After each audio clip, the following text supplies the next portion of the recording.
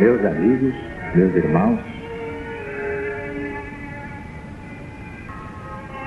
o Centro Espiritual Universalista, o CEL da LBV, unifica neste final de ciclo todos os ensinamentos de Jesus em espírito e verdade, mas à luz do novo mandamento. Nenhum sectarismo, nenhum ecletismo, nenhum hibridismo, porque a verdade não é híbrida, não é sincrética, não é eclética, não é sectária.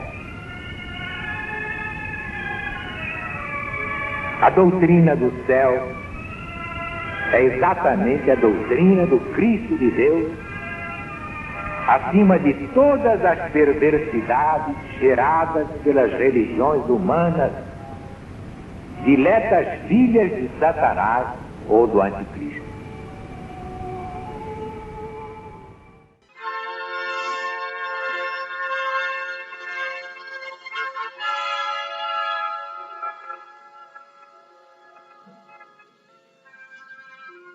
Doutrina do céu, Espírito da verdade. Alziro Zaru responde. A lição de hoje é Deus e a Vida Universal 2, publicada no jornal Gazeta de Notícias, no dia 15 de abril de 1970.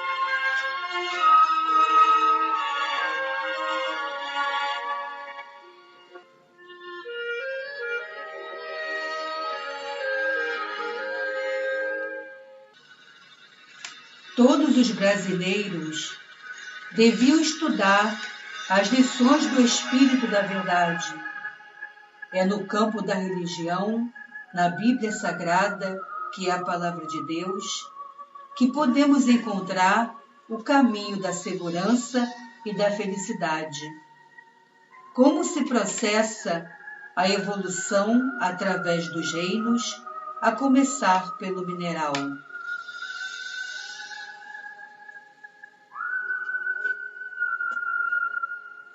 Em sua origem, a essência espiritual, princípio de inteligência, espírito em formação, passa primeiro pelo reino mineral.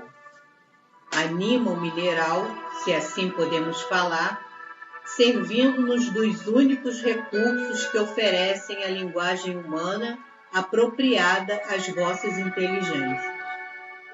Na natureza, com efeito, tudo tem existência, porque tudo morre. Ora, aquilo que morre traz em si o princípio da vida, sendo, consequentemente, animado por uma inteligência relativa. A palavra inteligência pode causar surpresa, tratando-se da vida de uma coisa inerte. Certamente, em tal caso, não há nem pensamento, nem ação. A essência espiritual, nesse estado, se mantém inconsciente do seu ser. Ela é estudo. No estado de simples essência de vida, absolutamente inconsciente do seu ser, ela constrói o mineral, a pedra, o minério, atraindo e reunindo os elementos dos fluidos apropriados, por meio de uma ação magnética dirigida e fiscalizada pelos espíritos prepostos. Quanto mais inconsciente é o espírito no estado de formação, tanto mais direta e incessante é a ação desses espíritos. Guardai bem na memória, pois o que dizemos aqui não será repetido. Em qualquer dos reinos, mineral, vegetal, animal e humano ou hominal, nada é sem o concurso dos Espíritos do Senhor, que todos têm uma função a desempenhar, uma vigilância a exercer. Não há espíritos prepostos à formação de um determinado mineral, de um determinado vegetal, de um determinado ser do reino animal ou do reino humano. Os espíritos têm uma ação geral e, conforme as leis imutáveis e eternas, ação que não podeis por ora compreender. O mineral morre quando é arrancado do meio em que o colocara o autor da natureza.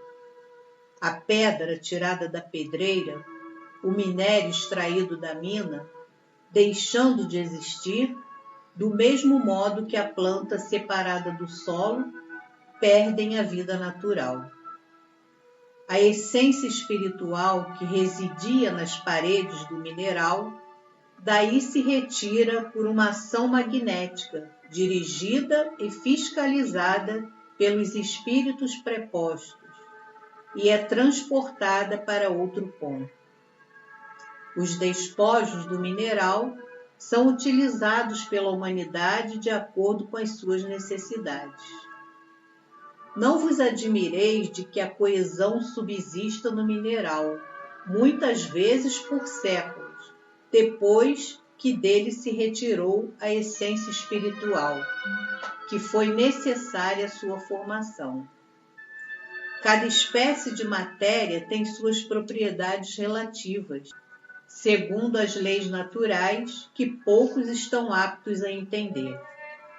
O corpo humano, em certas condições, não conserva coesas todas as suas partes materiais, embora o espírito já se tenha afastado dele? E não se observam entre os vegetais casos de longa duração material? Certas plantas não conservam as aparências da vida, o frescor dos tons e a rijeza da haste, muito tempo depois de separadas do solo que as alimentou e, portanto, do princípio latente da inteligência que nelas residia?